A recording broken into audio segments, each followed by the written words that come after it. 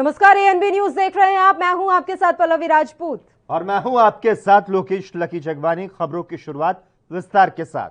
Modi cabinet के विस्तार की सुगबुगाहट के बीच केंद्रीय मंत्री थावरचंद गहलोत को कर्नाटक का राज्यपाल बना दिया गया है। राष्ट्रपति रामनाथ कोविंद ने 8 प्रदेशों में नए राज्यपाल की नियुक्ति की है। मोदी मंत्रिमंडल के विस्तार से पहले राजस्थान से आने वाले दलित नेता और केंद्र में सामाजिक न्याय और अधिकारिता मंत्री थावरचंद गहलोत को कर्नाटक का राज्यपाल नियुक्त किया गया है। इसके अलावा हरिबाबू को मिजोरम का राज्यपाल और मंगू भाई छगन भाई पटेल को मध्य प्रदेश का राज्यपाल नियुक्त किया गया है। राजेंद्रन विश्वनाथ अर्लेकर को हिमाचल प्रदेश का राज्यपाल नियुक्त किया गया है। पीएस श्रीधरन पिल्लई को गोवा का राज्यपाल बनाया गया है। सत्यदेव नारायण आर्य को त्रिपुरा का राज्यपाल और रमेश बैन्स को झारखंड का राज्यपाल बनाया गया है। इसके अलावा बंडारू दत्तात्रेय को हरियाणा का राज्यपाल नियुक्त किया गया है।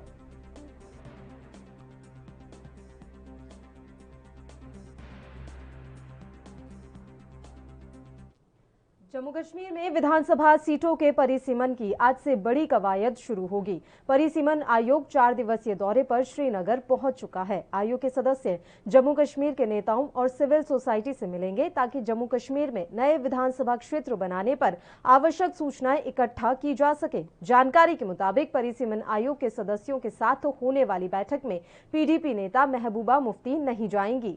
पीडीपी के अलावा जम्मू कश्मीर के सभी प्रमुख दल परिसीमन आयोग से मुलाकात के लिए तैयार हैं। आपको बता दें, हाल ही में प्रधानमंत्री नरेंद्र मोदी ने भी कश्मीर के सभी पार्टियों के नेताओं से बैठक की थी। उसके बाद गुपकार समूह के नेताओं ने भी आपस में बैठक की थी।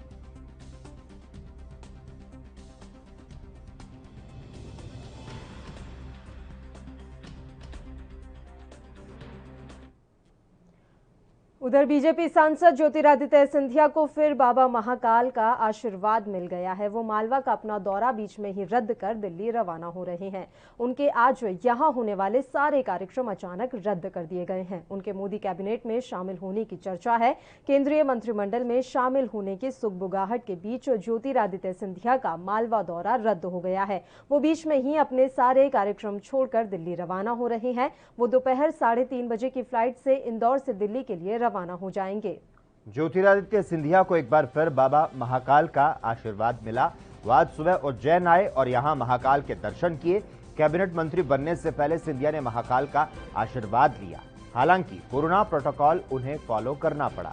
ज्योतिरादित्य को मंदिर के गर्भगृह में प्रवेश नहीं मिल पाया। उन्होंने बैरिकेड के बाहर से पूजा और दर्शन किए।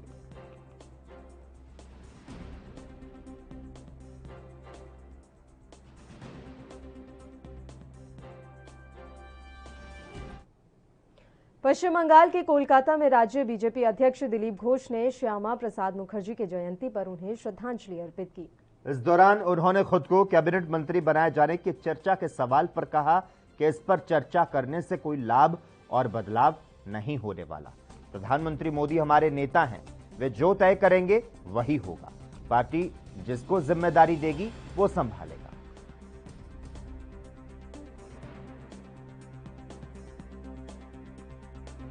करने से कोई इसमें परिवर्तन होने वाला नहीं है, कोई लाभ भी होने वाली है। केंद्र सरकार के हाथ में है।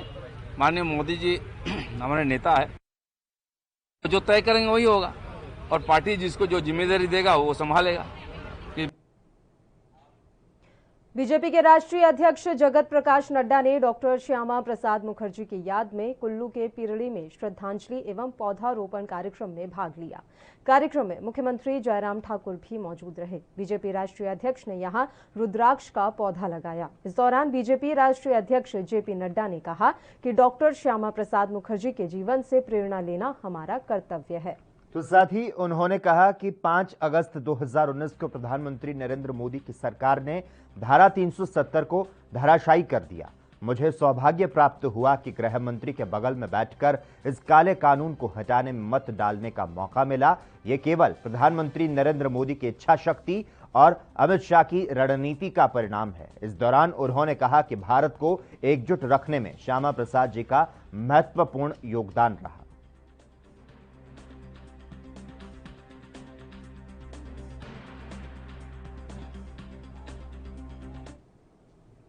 People's alliance for Gupkar declaration ने प्रधानमंत्री नरेंद्र मोदी की अध्यक्षता में जम्मू कश्मीर को लेकर 24 जून को हुई बैठक के नतीजे पर निराशा जताई है।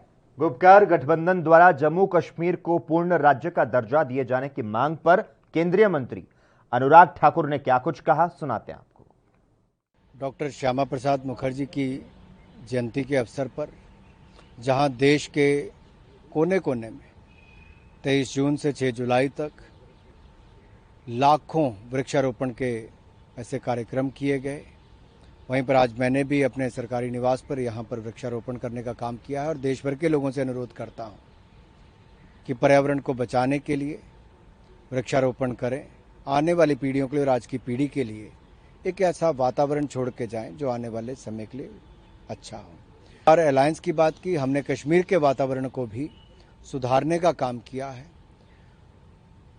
टेररिस्ट अटैक्स कम हुए, आतंकवादी घटनाएं कम हुई, मृत्यु दर कम वहाँ पे हुई जो कि हमलों में होती थी। इसके अलावा शांति जम्मू कश्मीर में हो उसके लिए हर संभव प्रयास किए गए। यहाँ तक कि पंचायती राज के चुनाव, डीडीसी के चुनाव, ये सब भी हुए जो जम्मू कश्मीर में नहीं होते थे, बहुत शांतिपूर्वक हुए। भारतीय जनता पार्टी को सबसे ज़्यादा उसमें मत भी मिले, सीटें भी हमें ज़्यादा मिली।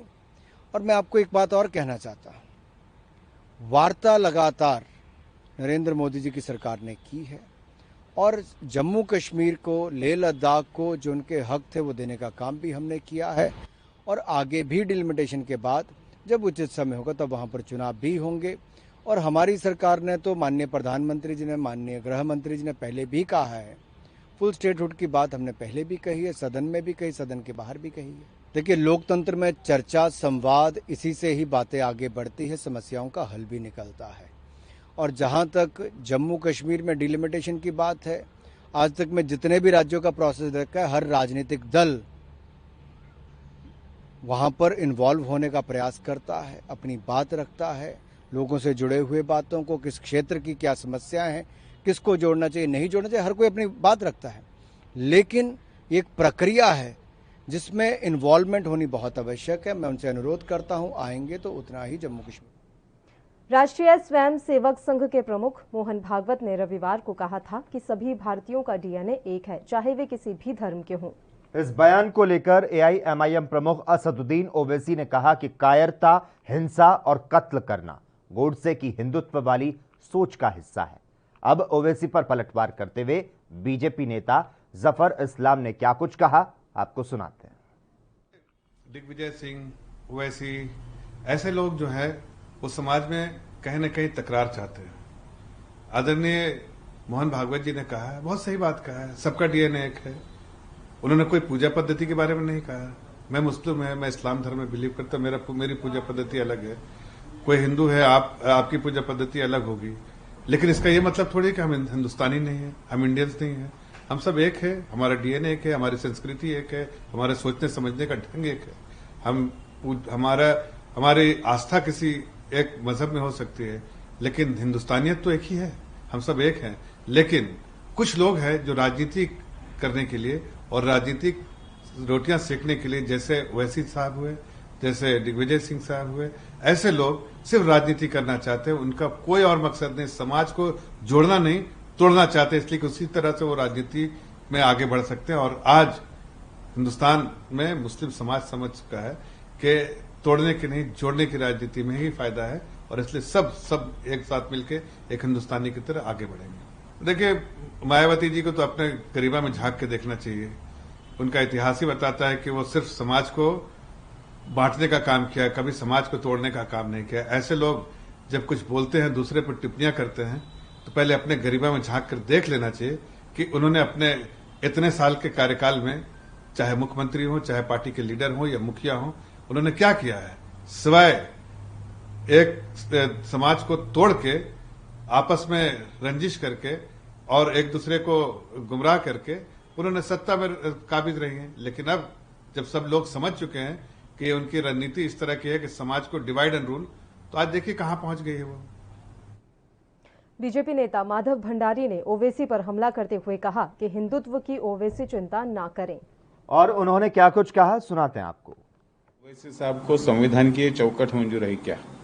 और जो चौकट में संविधान एकता की नींव डाल देता है, उस नींव के साथ ओवैसी और उनके साथी कितने सहमत है, ये भी मुद्दा है। हिंदुत्व में क्या है क्या नहीं है उसकी। दिल्ली हाईकोर्ट में ट्विटर ने मंगलवार को ये माना कि उसने नए आईटी रूल्स का पालन नहीं किया है। इस पर हाईकोर्ट ने साफ कह दिया कि अब हम ट्विटर को कोई प्रोटेक्शन नहीं दे सकते। सरकार ट्विटर के खिलाफ कोई भी एक्शन लेने के लिए स्वतंत्र है। आईटी रूल्स लागू होने के बाद भी अब तक शिकायत अधिकारी की नियुक्ति नहीं करने पर ट्विटर के खिलाफ दिल्ली हाईकोर्ट में अमित आचार्य ने शिकायत दर्ज कराई थी। इसी याचिका पर सुनवाई के दौरान कोर्ट ने केंद्र से पूछा कि क्या ट्विटर नियमों की अवहेलना कर रहा है, तो इस पर केंद्र ने हां में जवाब दिया। इसके बाद ट्विटर की ओर से पेश वकील सज्जन पोवैया ने माना कि हमने आईटी रूल्स का पालन नहीं किया। हाईकोर्ट ने केंद्र सरकार से पूछा, क्या आप कह रहे हैं कि ट्विटर नियमों का पालन नहीं कर रहा? इस पर केंद्र ने कहा हां। तब ट्विटर ने भी सहमति जताते हुए कहा कि यह सही है कि आज की तारीख तक हमने नए आईटी रूल्स का ठीक तरीके से पालन नहीं किया।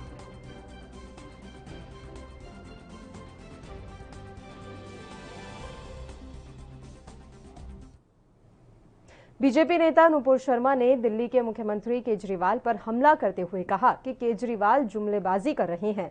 नुपुर शर्मा ने कहा कि दिल्ली में उन्होंने एक भी अस्पताल नहीं बनवाया और ना ही बेड बढ़ाए गए, और उन्होंने ट्विटर को लेकर भी बयान दिया।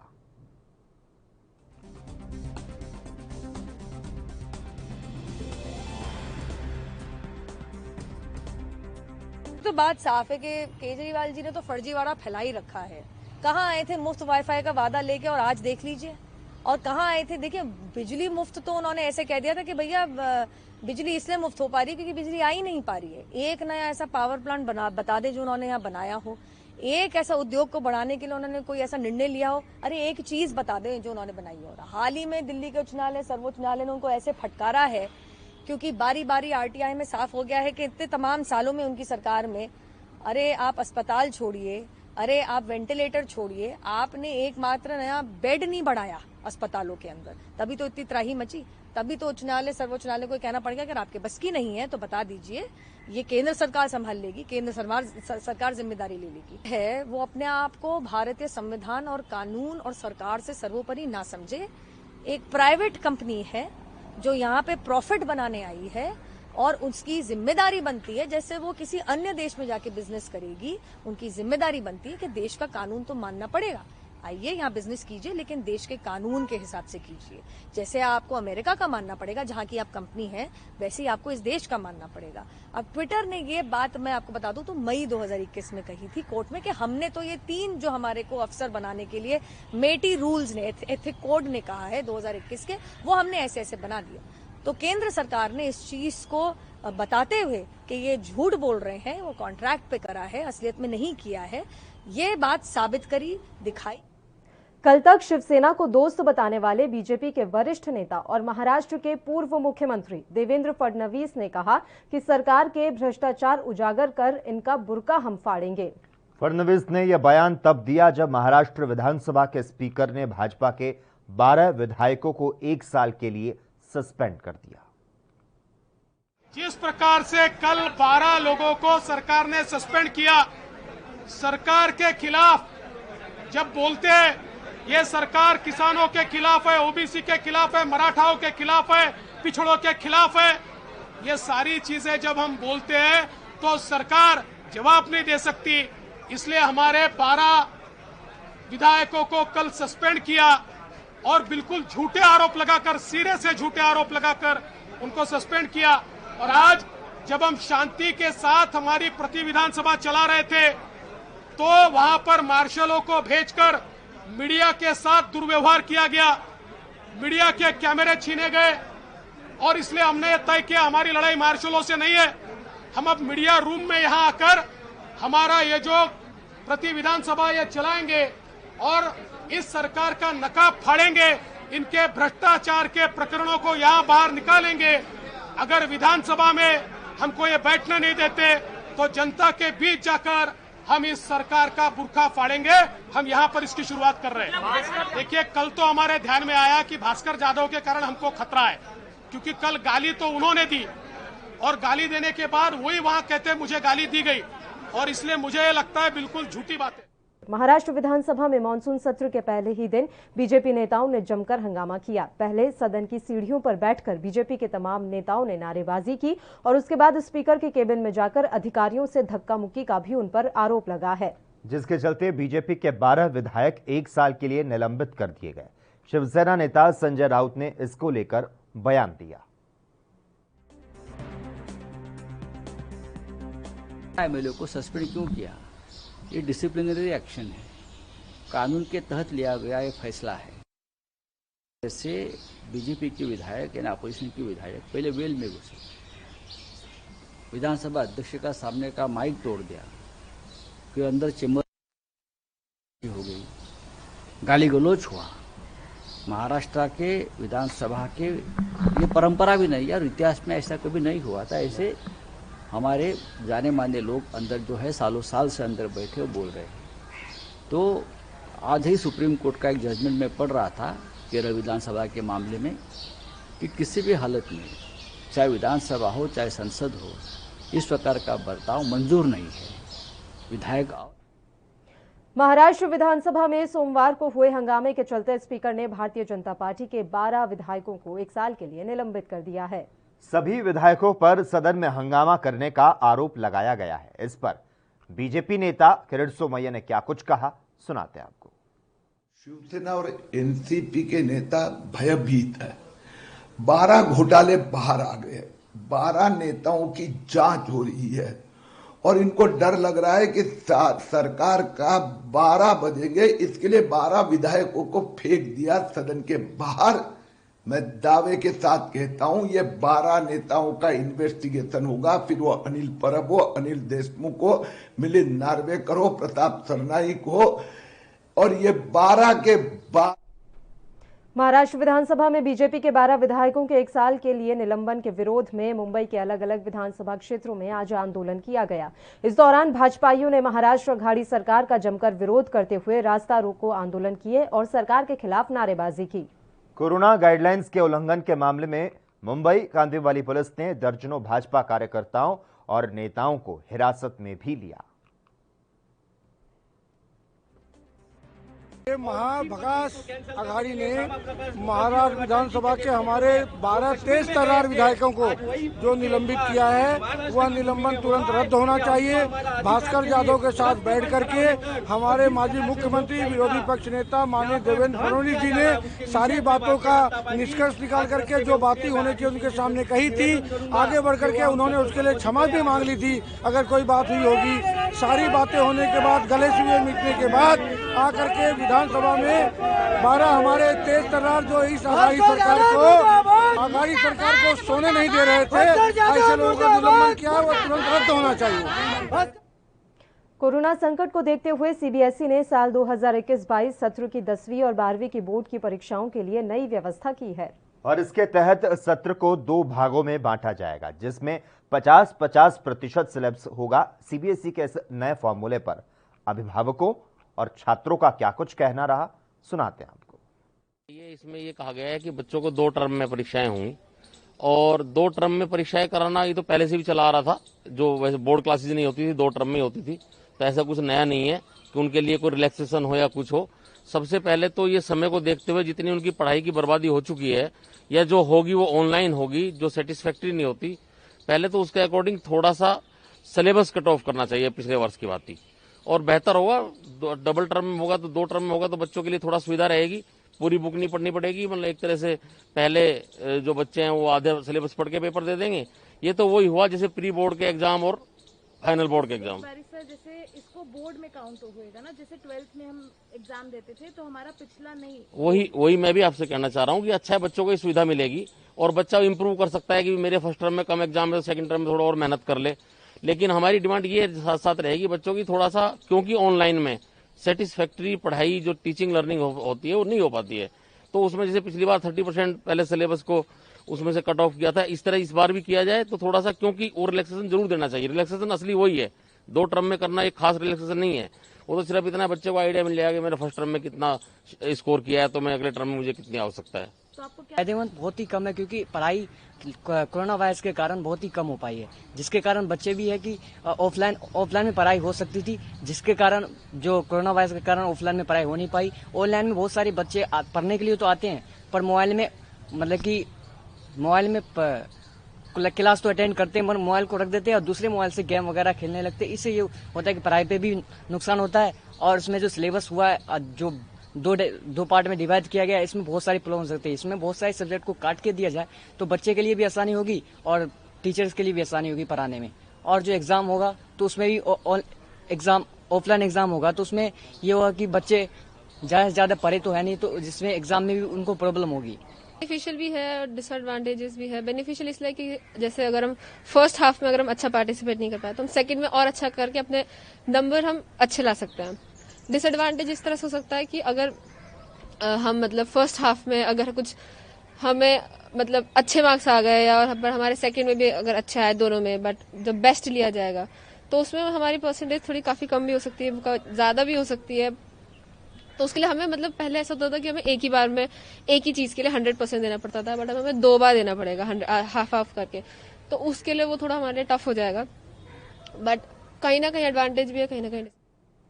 राष्ट्रीय स्वयं सेवक संघ के प्रमुख मोहन भागवत 3 दिन के अंतराल पर यूपी के दूसरे दौरे पर हैं। रविवार को अलीगढ़ के बाद अब वो चित्रकूट पहुंचे।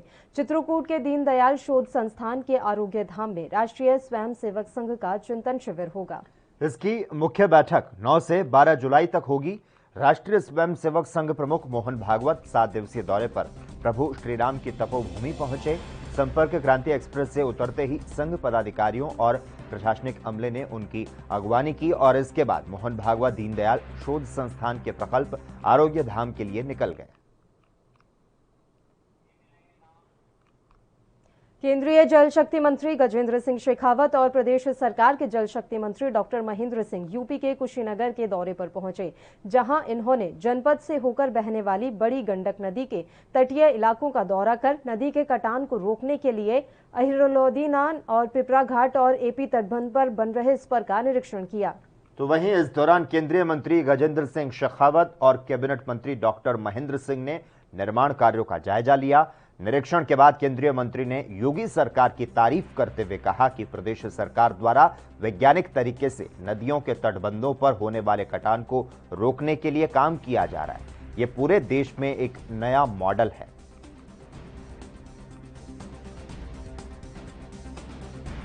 तो माननीय योगी जी को और आदरणीय जल शक्ति मंत्री डॉक्टर महेंद्र सिंह जी को, उन्होंने उत्तर प्रदेश में जिस तरह से वैज्ञानिक तरीके से नदियों के तटबंधों को संरक्षित करने और नदी के तेज बहाव के कारण से होने वाले कटाव से लोगों को मुक्ति दिलाने के लिए काम किया है, निश्चित रूप से उत्तर प्रदेश ने एक नया मॉडल पूरे देश के सामने सिद्ध किया है।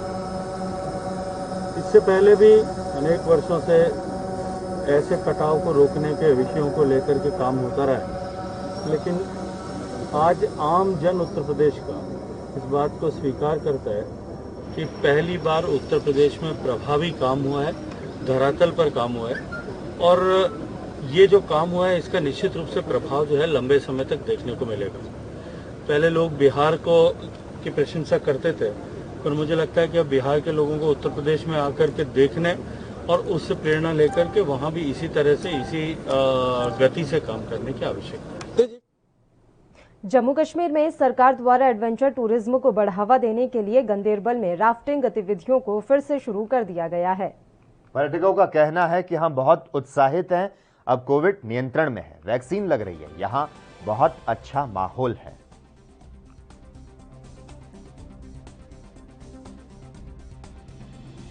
जेके टूरिज्म ने एक अच्छा इनिशिएटिव लिया है। आफ्टर पेंडेमिक पहली एक्टिविटी है एडवेंचर स्पोर्ट्स में, जैसे कि माउंटेन बाइकिंग है, आज यहाँ पर राफ्टिंग है। एक टूरिज्म बूस्ट होगा इससे। हम चाहते हैं कि एडवेंचर टूरिज्म इससे बूस्ट होगा। हम चाहते हैं कि ऐसी एक्टिविटीज़ फ्यूचर में भी होनी चाहिए, क्योंकि कुछ 1-2 सालों से एक्टिविटीज़ बहुत कम हो रहे हैं ड्यू टू पेंडेमिक। इस साल अटोक ने और जेके टूरिज्म ने एक अच्छा इनिशिएटिव लिया है। यहाँ पे राफ्टिंग स्टार्ट करेंगे। आज से यहाँ पे राफ्टिंग स्टार्ट हो रही है ना। हम लोग इतने एक्साइटेड है कि मैंने रिवर राफ्टिंग एक बार पहलगाम में की है और अब हम यहाँ कर रहे हैं। एंड ये बहुत थ्रिलिंग स्पोर्ट्स है, एडवेंचरस है और मैं सब एडवेंचरस चीज़ें I love to do it. In fact यहाँ पे और भी चीज़ें हो सकती है, स्काई डाइविंग या दूसरी paragliding, parasailing. This is heaven on earth. J&K tourism department ने पेंडेमिक वेव फर्स्ट और पेंडेमिक सेकंड वेव के बाद जो मोबिलाइजेशन करी है, जो बहुत सारे इनिशिएटिव्स लिए हैं, उनको आगे बढ़ाने के लिए कॉन्फिडेंस बिल्डिंग का एक प्रोसेस स्टार्ट किया गया है, जिसमें खास तौर से वैक्सीनेशन का प्रोसेस हो, कैपेसिटी बिल्डिंग का प्रोसेस हो। वो हमने जब स्टार्ट किया उसके बाद हमें लगा जब पेंडेमिक की सिचुएशन ओवरऑल कंट्री में और यहाँ जम्मू कश्मीर में स्टेबल हो गई, तो हमें लगा कि कोविड प्रोटोकॉल्स को फॉलो करते हुए हमें अब टूरिज्म एक्टिविटीज़ को आगे बढ़ाने का जो है वो स्कोप है। इसमें खास तौर से rafting is one of the best जो टूरिज्म से रिलेटेड जो है एडवेंचर टूरिज्म से रिलेटेड एक्टिविटी है। हिमाचल प्रदेश में राज्य सरकार द्वारा कोविड प्रतिबंधों में छूट के बाद पर्यटकों की आमद देखी जाने लगी है।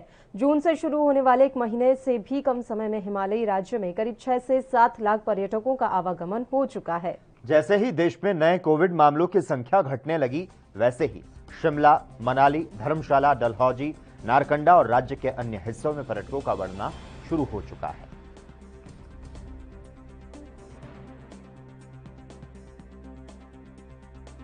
आप सबने देखा ही है कि जो कोविड की मार पड़ी है, वो जो हमारा पर्यटक यहाँ पर हमारी स्टेट में आता था, इस पर काफ़ी जो इफेक्ट पड़ा था। अगर मैं पिछले सालों की बात करूँ तो लगभग 1 करोड़ 30 लाख के करीब जो है टूरिस्ट हमारी स्टेट के अंदर आता था। परंतु पिछला जो पहला वर्ष था जिसमें कोविड का प्रकोप बहुत भारी मात्रा में देखा गया था, हमारे यहाँ जो पर्यटकों की आमद हुई थी वो लगभग 32 लाख के करीब थी। इसमें ज़्यादातर आपने देखा होगा क्योंकि कुछ ऐसे महीने थे और वो महीने थे जिसमें टूरिस्ट रश जो है हमारी स्टेट में काफ़ी रहता है, यानी कि जो हमारी गर्मी के महीने होते हैं। इस साल की अगर मैं बात करूं तो आपने भी देखा है कि मार्च अप्रैल में जो है काफ़ी जो कोरोना के केसेस पूरे देश भर में हो गए थे। हर स्टेट में लगभग जो है रिस्ट्रिक्शंस लगा दी गई थी, पाबंदियां लगा दी गई थी। उसकी वजह से जो आमद जो पर्यटक की वो काफ़ी उस पर इफेक्ट पड़ा था। परंतु मई 31 तक हमारे यहाँ पर लगभग 13 लाख के करीब जो है टूरिस्ट हिमाचल प्रदेश में आया था। परंतु जो हमारा पिछला ही महीना जो जून का अभी गया है, लगभग उसमें जो है 6 से 7 लाख के करीब जो है टूरिस्ट यहाँ पर आए। हिमाचल प्रदेश की अगर आप जीडीपी की बात करें तो जो हमारा टूरिज्म सेक्टर है, पर्यटक जो सेक्टर है, इसकी लगभग 7 से 8% जो है कंट्रीब्यूशन रहती है स्टेट की जीडीपी की तरफ। इन आंकड़ों से आप साफ अंदाजा लगा सकते हैं कि हमारी आर्थिकी के लिए कितना महत्वपूर्ण है टूरिज्म। और इसी के साथ ही खबर दोपहर में बस इतना ही। देश और दुनिया के तमाम अहम खबरों के लिए लगातार आप जुड़े रहिए हमारे साथ और देखते रहिए ANB न्यूज़।